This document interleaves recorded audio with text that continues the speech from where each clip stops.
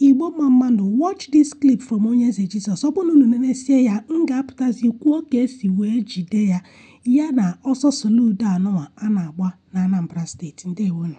Friday on Wednesday kịta esikwikwa echi niile kịta ife anyị enye ite abụ ya ka isi aka ụgba na-enya ite ebutegwelu nwa 100 million naira nke abụọ kwa ile ọbụla ile o butegwelu this boy 100 million naira o tego ji atụ ọdaba ọ na-atụ ọdaba wee sikwili Oke-Ite na eni anụ esikwili nke nwaanyị a kịta ka mana nke nwaanyị elibe nnukwu ego ife ọ kalite bụ 8 million onye mụ 8 million naira si nda adị biko mana ihe amazi ego ọnọ ya nke anyị nwute efi nsi ya na ife mee bụ na akwachibere ya akwachi biko si na ife na-akwachi nke a wute akwa mana ife nke a wetara nwaanyị bụ sọta 8 million ekele ọrụ eke mmụọ ada ezo nke m ezo maka ndị na-amaghị Onyeeze Jesus ka ntịere obere information ya ka ị gụọ maka ya ka m na-ekwuzi ihe na-ekwu first ka m gaa n'iru na ka esi wee jide ya.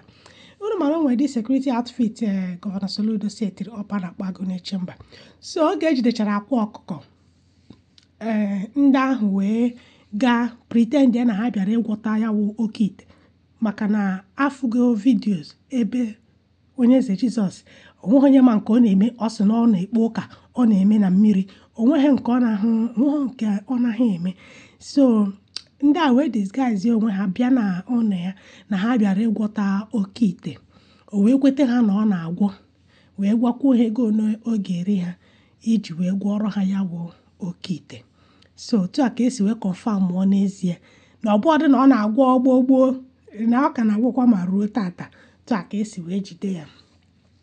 Then back to ihe na-eme na Anambra steeti because agụgụ m kọmentị ndị mmadụ fụ ihe gasị ihe ndị mmadụ na-ede Soludo dị against Igbo culture, Soludo dị against Igbo tradition, Anambra awụghị Christian state.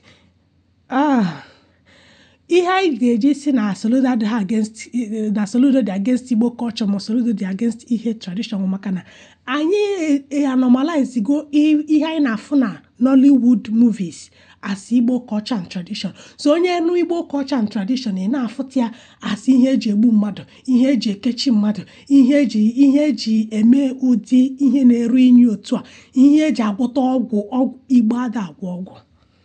Igbo ada agwọ ọgwụ. Onwe ha arụsị nọ n'ala Igbo ndị Igbo dewere na-ebunye ego. Ọ bụrụ na ndị Igbo na-eme ihe ọgwụ enye gị ọgwụ iji azụ ahịa maọbụ ọgwụ iji akpata ego maọbụ ọgwụ iji aga n'iru asị gị na a na-eme awele asị gị na a na-eme Oke-Ite. Ọ bụrụ na ndị Igbo na-eme ya ha agaghasị anyị na ọ bụ aka aja na-ebute ọnụ mmanụ agaghị eji ịgba mbọ wee mara Igbo.